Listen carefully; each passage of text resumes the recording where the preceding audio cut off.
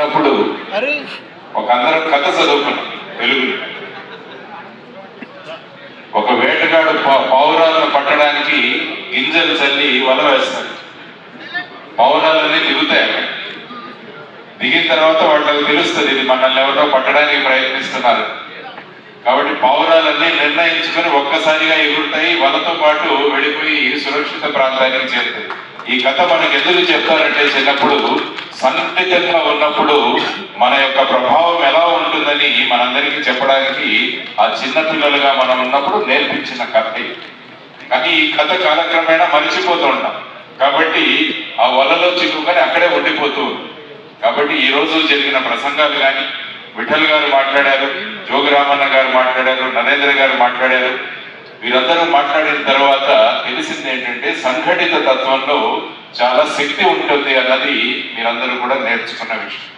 కాబట్టి రాబోయే 3 సంవత్సరాల్లో కొత్తగా రాబోయే ఎపెక్స్ కౌన్సిల్ కూడా ఆ విధమైన సంఘటిత శక్తిని పెంపొందించి మొత్తం సమాజం అంతా కూడా బ్రహ్మాండంగా ముందుకు వెళ్లే విధంగా ఆలోచనలు జరపాలని, ముఖ్యంగా కావాల్సింది ముందుకు వెళ్ళాలంటే ఆర్థికంగా బలోపేతం అవడం చాలా ముఖ్యం.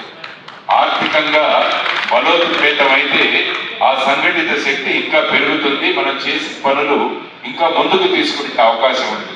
కాబట్టి ఈ అపెక్స్ కౌన్సిల్ ఏదైతే ఉందో ఈ అధ్యక్షులు, సెక్రటరీ మరియు ట్రెజరర్, మిగతా నామినేటెడ్ ప్రెసిడెంట్లు వీళ్ళందరూ కూడా ఈ 3 సంవత్సరాలకు ఒక కార్యాచరణ నిర్ణయించుకోవాలి.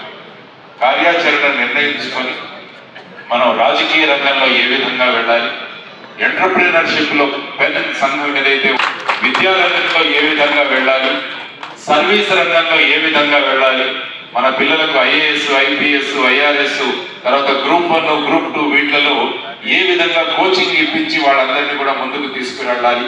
ఇలా రకరకాల మార్గాలలో కనుక ఒక 3 సంవత్సరాలలో విశిష్టమైన ప్లానింగ్ కనుక మనం చేసుకోగలిగితే బ్రహ్మాండంగా విజయాలు సాధిస్తారని చెప్పేసి కొత్తగా రాబోయే అపెక్స్ సంఘటన వాళ్ళందరికీ కూడా నేను విన్నపం చేస్తున్నాను.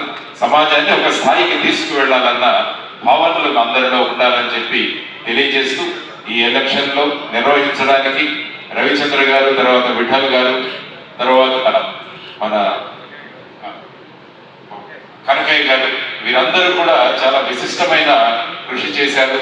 కాబట్టి వారందరికీ కూడా అభినందనలు తెలియజేస్తూ ఈ రోజు కూడా మంచి వాతావరణంలో ఈ ఎన్నికలు జరిగాయి.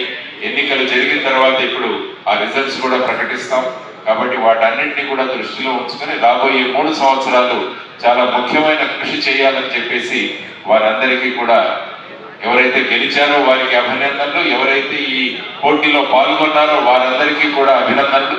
రిజల్ట్స్ ప్రకటించిన తర్వాత అందరూ కలిసి ఒక సంఘటితంగా కలిసికట్టుగా కనుక ముందుకు వెళ్ళగలిగితే ఏదైతే సమాజానికి రక్షణ కల్పిస్తున్నామో ఇంతవరకు ఆ రక్షణ సమాజానికి కల్పిస్తూ అందరం కలిసి ముందుకు వెళుతూ ఒక మొత్తం తెలంగాణలోనే ఒక విశిష్టమైన స్థానం అందరూ పొందాలని చెప్పి మనస్ఫూర్తిగా కోరుకుంటూ, నేను ఒక ఓటర్గా పనిచేశాను.